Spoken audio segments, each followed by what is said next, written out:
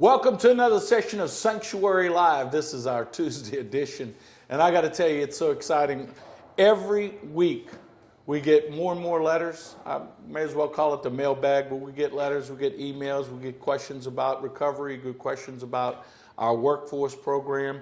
We talk about the myriad of programs that we have from 3.5, 3.1, 2.1, IOP, and of course the marquee program that most people call about as our workforce program. And then we have the intensive outpatient program. But some of the things that we talk about is how we change the model and how we're trying to stay ahead of the bell curve and teach everyone that there is a better way. Sobriety is a way of life, and it's a life-changing experience, and it's a way of thinking. It's the MRT that we use, the CBT that we use, and all of those tools that we bring forward that other ATRs do not use. And we specialize in that. We make it a point that all of our counselors are certified in MRT, that we have DVS-1 and DVS-2, which is domestic violence program education, and one is in treatment. We've communicated that to all of our judges and district attorneys out there because those things are on the rise. But one of the things that we want to talk about today, and it really excites us about it, is that when we're changing the model of our program, we're talking about the therapists, we talk about the counselors, and then we talk about recovery coaches. Recovery coaches are so critical to the substance use disorder program. It is so important that it's a non-clinical peer-to-peer based support. It enhances the engagement for all of our clients. It helps promote that long-term engagement on these programs, and the recovery is improved by 100%. Outcomes are addressed in various ways beyond the clinical treatment part. And what we have today is a very special person that we've been so grateful to have. Not new to our programs because she's worked with us before, but it gives me great pleasure to introduce to you one of our new additions, and that's Miss Tara. Welcome to our program. Thank you, thank you. Thank you very much for being here, and thank you for saying yes to Sanctuary. Of course. We appreciate your professionalism. We appreciate the skill set that you have and everything that you offer to our clients. So before we dive into it, why don't you tell us a little bit about yourself? So a little bit about me. I am a former using addict. I like that you used that earlier. I had 22 years in active addiction. And today I've got over 3 years clean recovery time. When I got clean, I fell in love with recovery. I fell in love with what it had to offer my life, and then seeing the impact that it made on the lives of the people that I loved, my kids, my family. There's just no turning back for me. So as soon as I could get involved, I got involved. And that's why I've been coming to visit y'all for 2 years now, and just doing what I can to show other people that recovery is possible and that you have a life outside of, addiction, and there's a lot more to life than living in the dirt, Well, your addition to our program, while in common terms it's considered a counselor in training and a CIT, but with you coming on and having the experience that you have in facilitating different groups in Narcotics Anonymous and Alcohol Anonymous, we kind of changed that model because we found it has a different appeal when you tell somebody you're a recovery coach, because you actually have life experiences that you can share with those individuals, and you're so well at it. I mean, the group that I spoke to today knew you very well. You set your boundaries, you speak their language, and you talk the talk. Yeah. And that is a quintessential part of the success of all programs if you can get people to engage. So how do you do that? How did you find that as your calling? When I first went into rehab, they brought us to a meeting and they had a guest speaker, and I was like, I want to do that. And they're like, well, you can't do that as a profession. And I said, I need to do that as a profession. I'd never spoken publicly before, but something grabbed me about it. And the best way that I knew how to be able to do that was to get involved and start speaking to people. The people that reached me the most in my recovery were people that could share experiences with me. I have a lot of respect for all of my counselors, but the ones that really touched my heart were the ones that had been where I had been. And they understood, the hardships that I'd been through, and it's easy to relate to somebody that knows how awful it gets, and that's on the other side of that can show you how beautiful it looks once you're out of that. And I grabbed a hold of that wherever I could, and I just ran with it. So. Well, having that empathy is it's really an important piece to it, because if you can't speak to it, if you don't understand it, it's hard to Right. it's hard to engage that. So I know that when you're facilitating your groups, which is not just NA and AA, because you're doing groups right now with this coming straight out. So it was pretty comforting to see your comfort level immediately with these guys. What do you find that these guys truly fight with when they first come into the program and they're trying to adjust? Themselves, right? That's what I fought with. And I think that's why I can relate to them so much, because I see so much of myself in all of them. And the biggest fight is yourself. Let me speak about me. I believe that I was too old to recover. I caused too much damage. I hurt everybody too much, and I burned all my bridges, and what's the point?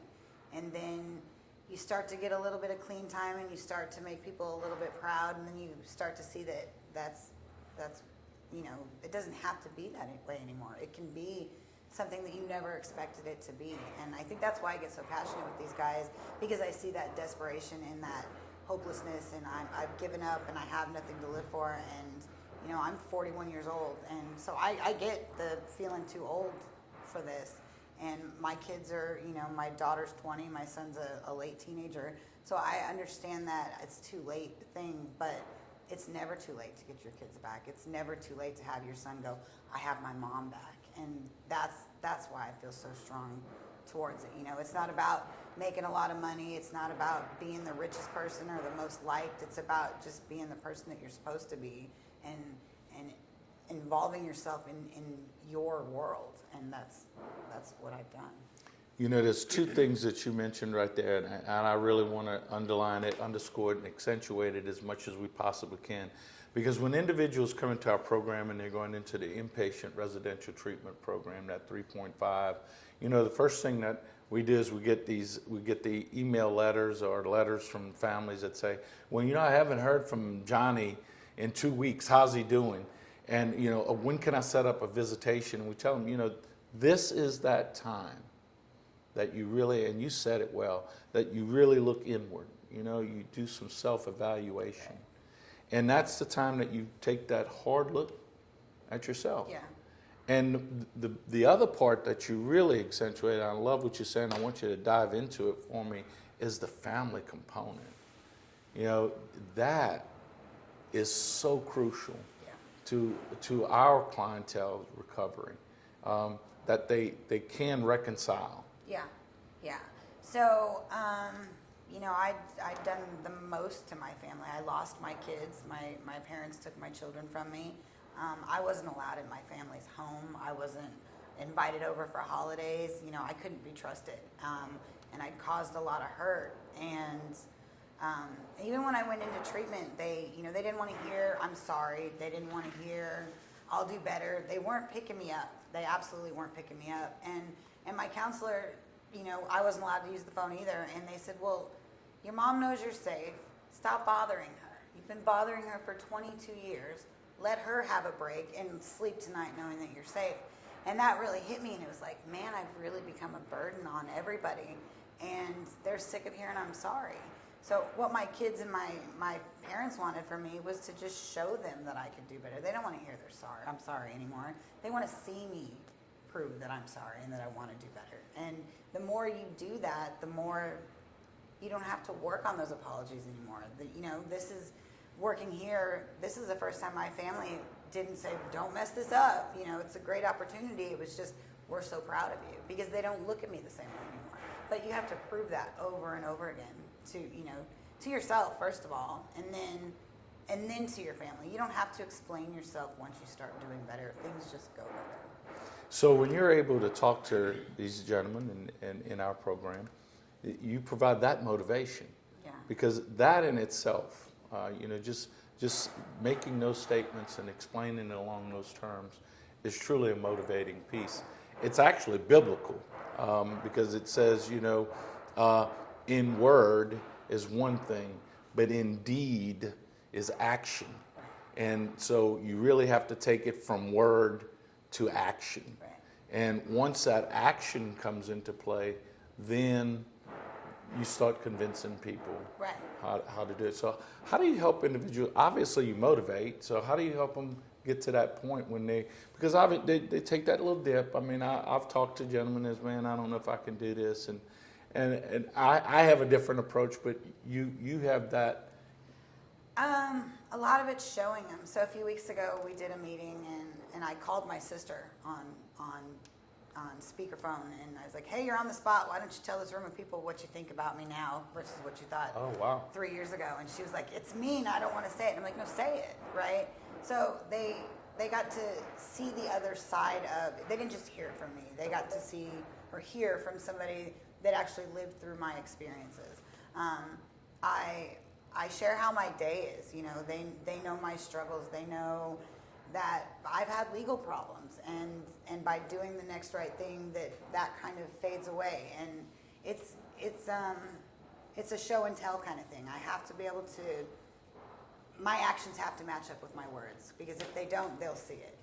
And same for me. If you're trying to pull one over my eyes, I'm going to see it. I lived it. I'm too good at that to know that I'm not being messed with. And I'm glad you mentioned the legal issues, because a lot of our clients do come with some legal issues. And the focus when they first show up, they want to talk about those issues that they have. They want to, I got to get this, I got to do that, and the first thing that we engage is saying, look, if you engage sobriety, if you engage the substance use disorder issue, the legal issues will resolve themselves. And I'm so glad that that's something that you tell these guys, because it's important. I know that they feel that is the important issue in their life at that moment. Oh, I got to get rid of these legal issues. But the sobriety of the treatment component of the program is really the key to releasing all the other issues. Because once you do that, the rest, everything else works. it follows, correct. Yeah. So have you had an opportunity? I know you've only been with us a short period of time, but it seems like you've been formally with us forever. And so I don't want to get too far out, but our moral recognition therapy is really gaining a tremendous amount of traction. More judges and assistant district attorneys and even public defenders are talking about their clients, the public defenders' clients, and the gains that they get through that behavioral modification program. And it has really been a game changer in many instances. And I don't know if you've had the chance yet. Why don't you tell us a little bit your take on the MRT and CBT program? So I didn't know much about.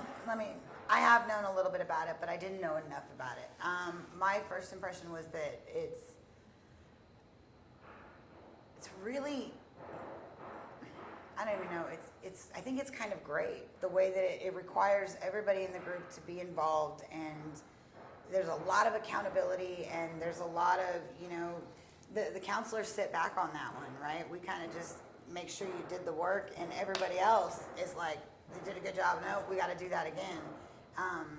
And when you've got that peer accountability, you're a lot more likely to look at yourself and go, okay, maybe there's something. If all my friends said that I'm not doing great, maybe I'm not doing great.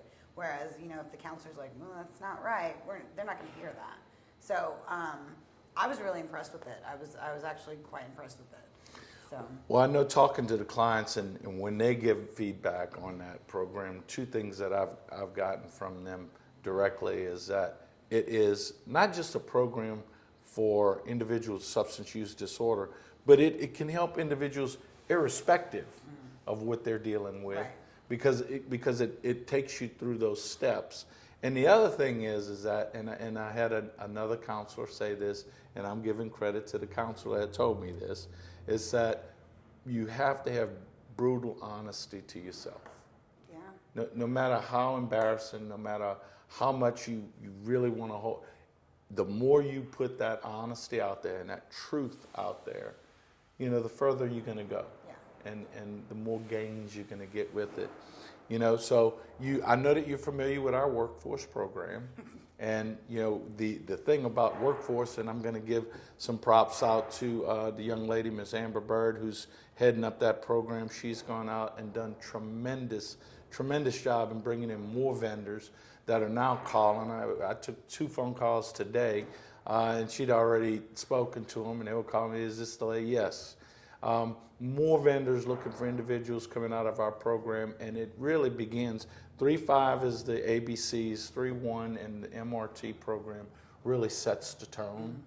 And they know that you're going to have supervision, they're going to be disciplined, there's going to be structure. We do drug testing. We make certain that we hold everyone accountable. Right. And in your role as a recovery coach, I mean, that's some of the things, the motivation, the responsibility, the accountability that you underscore. I won't call it enforce, but you encourage Right. those individuals to really take on those characteristics. And it's beginning to show in that work program. And I always have to tell the clients is that, look, workforce is not designed to build that big house on the hill. Right. Okay. Right.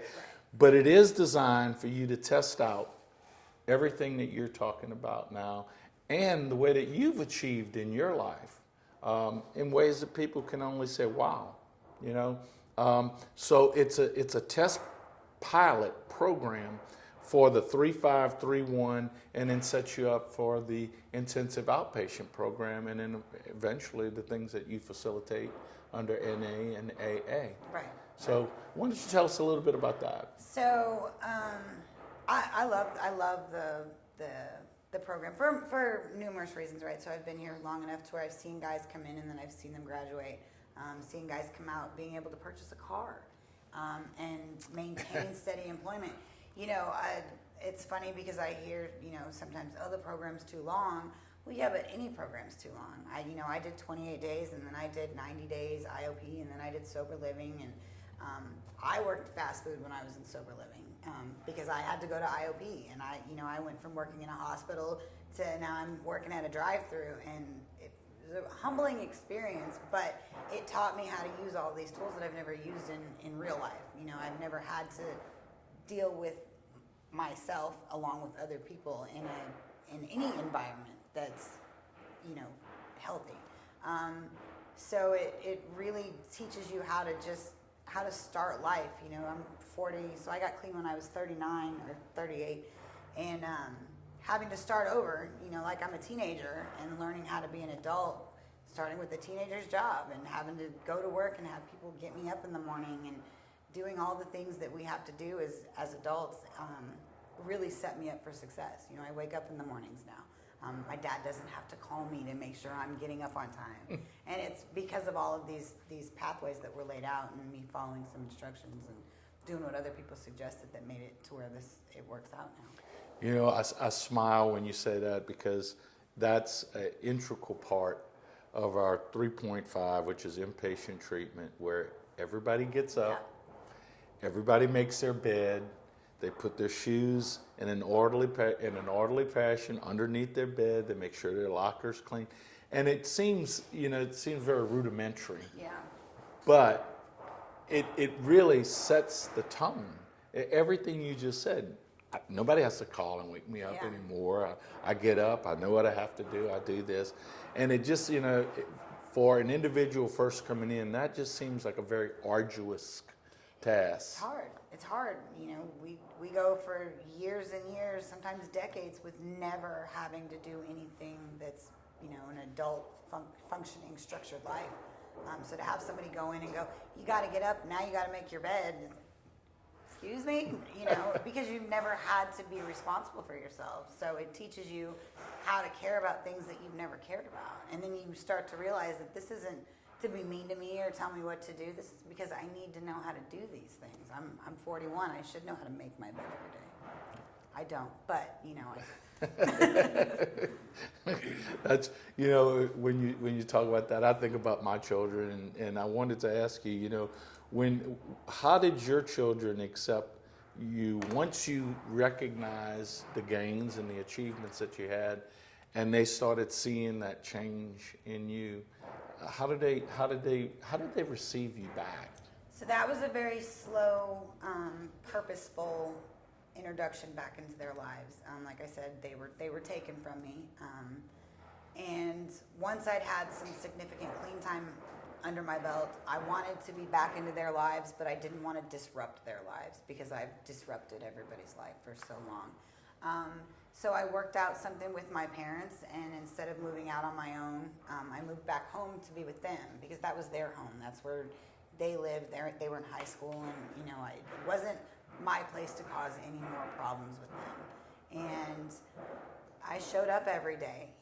Mom was there at night. Mom was there in the morning. I could take them to school in the mornings, and it was a really good way for my parents to make sure that I was being supervised with them, and it wasn't forcing myself onto them. It wasn't me coming in and pulling them out of where they've grown up and been comfortable. It was just a way to slowly introduce me back into their lives. And now today I have an amazing relationship with both of my kids. I got to walk my little girl down the aisle 2 years ago, and it's been great. It's been great. That had to be amazing for you. It did. So if you don't mind, I'd like to ask, how did you find yourself being introduced to the area by which you lost your sobriety? How did that happen? So that's where my family was. That was difficult, but they say change people, places, and things. So, and I did. I really did. I stayed off of social media for a very long time because I didn't need to know. I realized I didn't need to know anything about what people had going on, and people don't need to know anything about my life unless they're asking about it. So I submerged myself in recovery. They say 90 meetings in 90 days. I did 180 meetings in 90 days, probably more than that. And I kept my schedule very simple. I did meetings, I did IOP, and work and home, and that was it. I wasn't worried about rebuilding my social circle.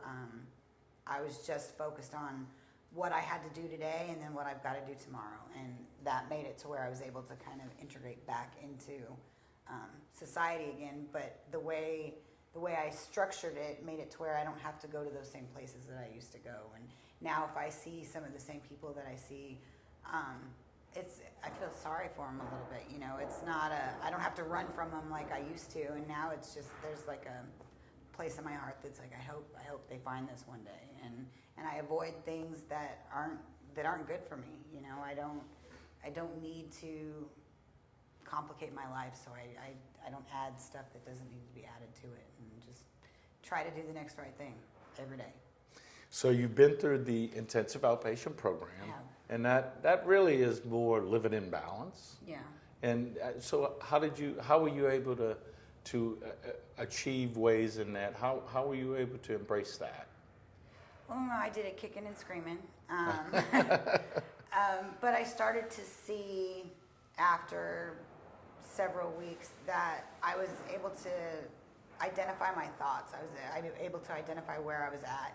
How am I feeling right now? I could check in with myself, which I thought was so redundant when we started it.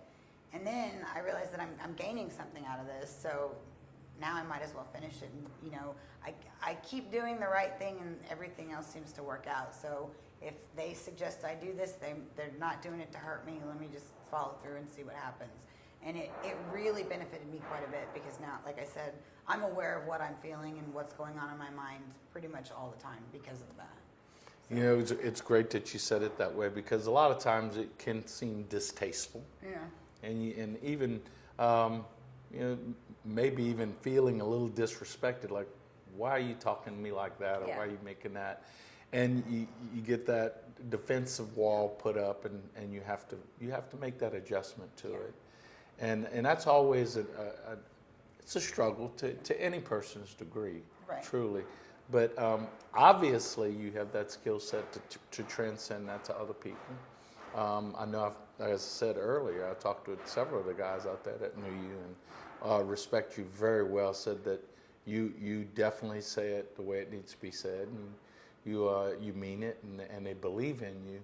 And I believe in you. I can tell you in the short period of time that we've had the opportunity to talk, and we've talked over a period of time, but not in depth. And now that you're here, I get to talk to you on a regular basis. So it really is great to have an individual like yourself, especially to share that experience and those skill sets with the individuals that truly need our help. Right. And are trying to find their way and are on that journey to sobriety, and not just the sobriety piece, but reconciling themselves to their families and to their life and to the communities, and saying, you know, I did make a mistake, but I can atone for that. Right.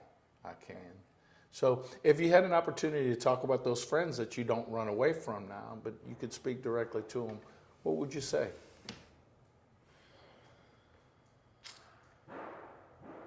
Call me, I can help you get out of it. That's yeah. If it gets bad enough, let me know. I can help you out. Agreed. Yeah. And that's what people need to know, that there is a safety net there, Yeah. that there are people with their arms stretched out, Yeah. saying, I can help, Yeah. but you have to come some of the way. Yeah. Yeah. And Tara, it's a pleasure talking to you. Thank you so I could much. stay with you all day and All talk. So thank you for being a part of our team and saying yes to Sanctuary. And thank you for helping those individuals who are out there looking for help and trying to find services that will truly, truly change your life. We are Sanctuary. We're here to serve.